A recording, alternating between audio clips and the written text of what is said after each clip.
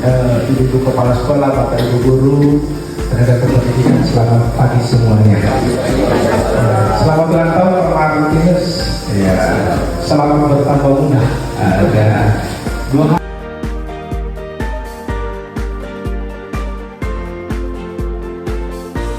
Teman-teman semua,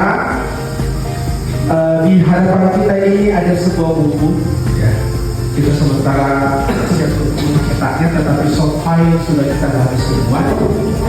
Buku ini adalah buku tentang rencana strategis Renstra Komunitas Pendidikan Yayasan Paulus Makassar.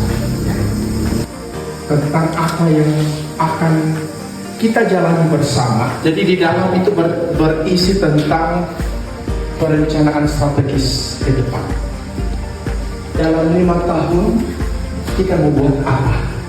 Itu isi dari buku ini. Tetapi tidak sekedar dijelaskan kita mau buat apa. Diberikan juga dasar-dasarnya. Sekolah di Mesawa itu tetap ada. Itu diberikan juga dasarnya di mana. Lalu terakhir, apa sih gambaran secara umum? Ya, ini baik kalau kita ingat baik-baik ya. Karya pendidikan, ya, karya komunitas pendidikan Yayasan Paulus Makassar menjadi salah satu ujung tombak karya gereja partikular Keuskupan Makassar. Dorongan yang luar biasa. Bahwa Bapak Uskup mengakui peran Bapak Ibu Guru sekolah berkualitas di Sulawesi Selatan, Barat, dan Tenggara. Sekolah-sekolah yang pertama ada itu adalah sekolah-sekolah milik keuskupan.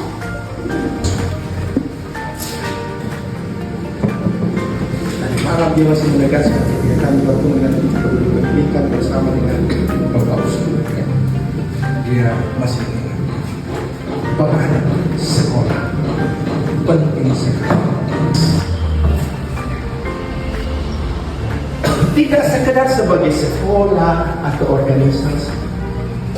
Kita menyebut diri kita sebagai komunitas. Tanggung jawab untuk melaksanakan tugas sosial seperti ini. Pasal di wilayah Sulawesi Tenggara, saya di Mesawa dan Makassar, Ramas di Parepare, Lerbang, Pasal Polustang di Toraja. Dan supaya semakin dikenal Renstra itu dikasih dekat dengan rekoleksi.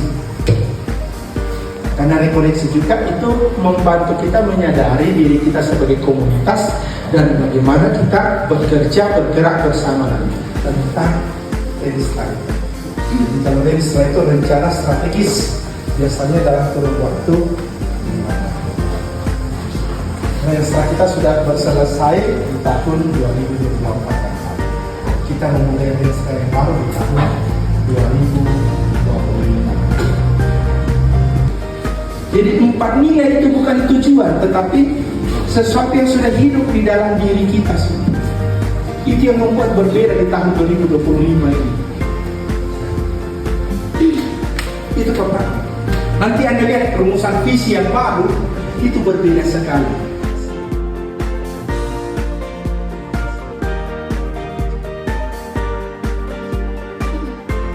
Orange itu yang berbicara tentang pergumulan lembaga pendidikan Katolik dan pilihan yang diambil oleh Yayasan Paulus Makassar.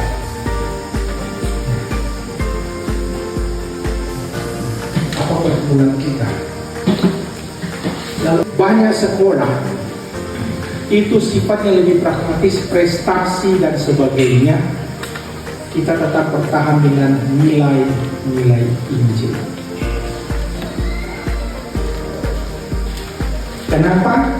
Karena lembaga pendidikan Katolik itu menjadi sarana organisasi dan menjiwai kita semua. Jadi misalnya kreatif itu sudah ada di dalam diri kita. Itu yang membuat kita bisa bekerja dengan baik. Unggul kreatif, kesetiaan kepada cita-cita pendidikan nasional, kasih kesetiaan kepada semangat Katolik, dan misioner kesetiaan kepada semangat berdiri. Kalau kita semakin memperkuat nilai unggul dan kreatif, berarti kita semakin memperkuat tujuan pendidikan nasional dalam pembentukan manusia seutuhnya yang dijiwai oleh nilai-nilai unggul, kreatif, kasih, dan misioner. Ingat tadi tak?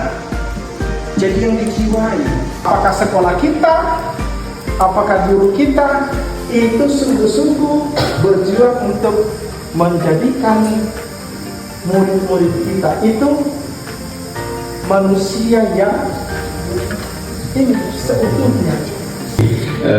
Luar biasa pemaparan Pastor Karol di sosialisasi kita, dan ya saya juga baru tahu ternyata begini juga rekan bekerja di yayasan.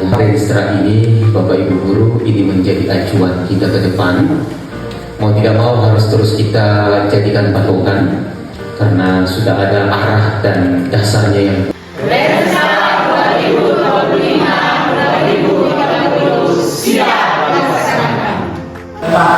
Bila ini ada 28 bicara duitnya, dan saya pikir kita semua tahu kata semua saja ada ditulis di artikel panjang di nomor 27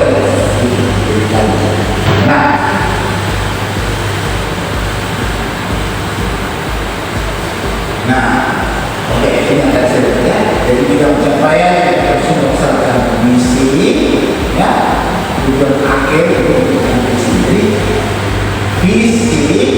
visi dulu, visi ada, dan visi sudah berhasil. Visi ada, visi itu sudah dapat visi, kita harus ada misi. Nah, misi itu harus ada bidang pencapaian. Jadi bidang pencapaian itu lalu ada indikator pencapaian. Dan salah satu yang paling utama anak-anak yang itu kita mengajar generasi Z.